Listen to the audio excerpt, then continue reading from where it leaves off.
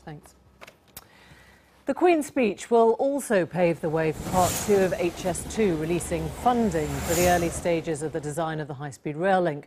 Now, much has been made of its potential for allowing economic developments to reach parts of the country it doesn't normally reach. But how much truth is there to that? David Grossman has been off to find out.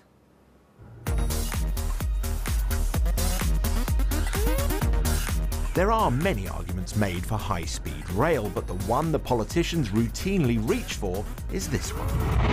We do need to rebalance the economy. It has been too dominated by the south and by certain industries, and I think high-speed rail will really help to create a better balanced economy.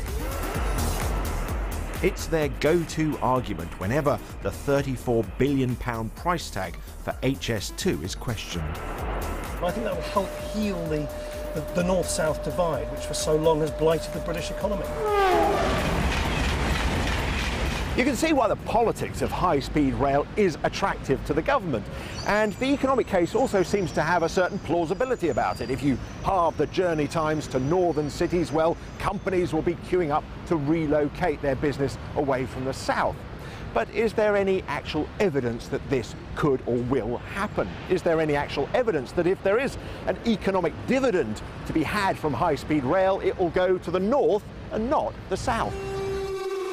If we look at the evidence from economic analysis, if we look at the evidence from experience elsewhere around the world, it's very difficult to prove a link between building high-speed rail lines and closing regional inequalities or dealing with regional disparities. Very difficult indeed.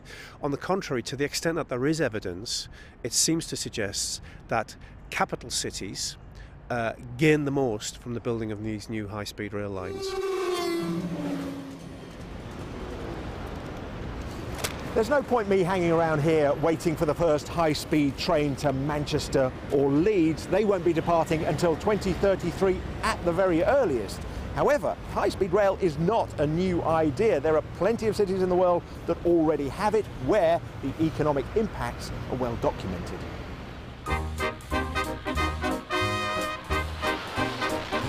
This can probably claim to be the world's first high-speed railway, the propeller-driven Zeppelin train that hit 125 miles an hour in Germany in 1931. But perhaps we need a more modern example. Here in Spain, they've had the future for 20 years already. Way back in 1992, the government built a high-speed rail line between Madrid and Seville. The objective was clear. They wanted to spread the wealth, the jobs, the opportunity away from the rich capital in the north to the impoverished south. Reverse the geography and you have a very familiar argument. What I want to find out is, after 20 years of having high-speed rail, has any of this actually worked? I certainly didn't meet anyone in Spain who wanted to go back to the days before high-speed rail, least of all the president of the company that runs the trains.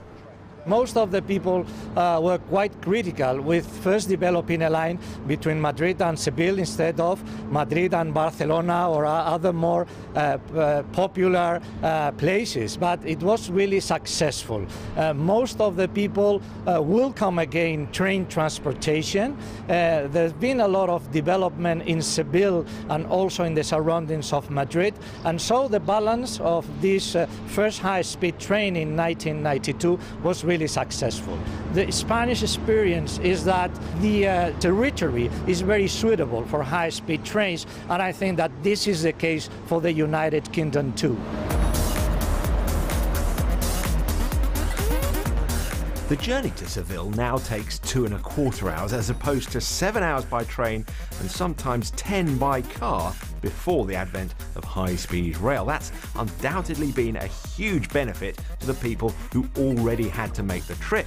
But, say economists, the Andalusia region itself hasn't benefited nearly as much as you might expect.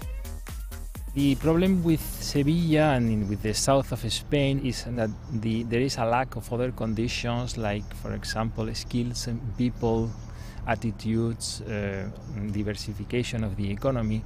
So the high-speed train contributes, but a little. You know, nowadays, to promote a region, you need innovation, you need education, you need good attitudes of people.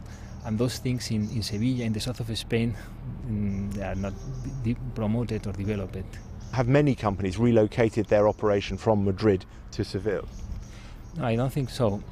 No.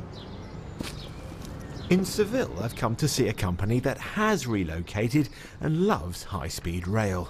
So in this area here, we perform a set of tests. HS2 Nord sources and tests the components that go into satellites. They relocated their particular bit of space from Madrid to Seville in 1992. It has been a tremendous improvement in terms of time. I mean, it's now, as you possibly know, it takes between 2¼ and 2½ hours to get there from center to center. But right next door to this high-tech lab, there is another story to tell. This was the site of the 1992 Seville Expo. The high-speed rail line was part of the futuristic package. When the expo closed, the local government offered very generous incentives to companies like HS2 Nord to move in, and it was this and the other subsidies that tempted them to relocate, not just the line. We moved mainly because 3 reasons. The first one was the support that the local government and the city council was providing at that time to companies moving. Second one was the existence of a very good technical university here in Seville, so it's a good source for highly qualified and motivated professionals. And then the last one that would have been excluding was the existence of good connections with Madrid. So would you have moved without the availability of this building at a very good rate? No, possibly not.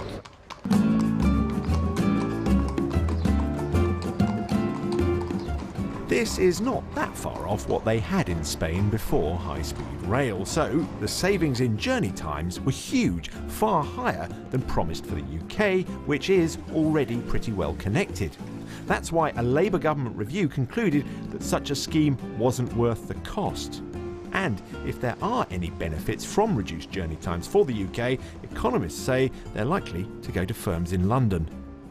More productive firms in cities like London will be able to serve distant markets in northern cities much more efficiently from their existing base rather than from bases located in the northern cities.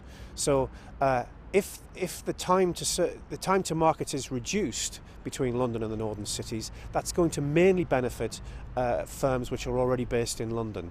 Now, that seems to be what happens in most of the cases around the world where these railway lines have been introduced. So if you had a London office and a Manchester office and high-speed rail comes along, you might be tempted to simply close the Manchester office because you can serve your Manchester market from London. Yeah, or run that office down over time. Their lawns or our jobs. That was the slogan of a pro-HS2 leaflet opponents of the scheme portrayed as rich southern bowler-hatted NIMBYs standing in the way of economic regeneration in the north.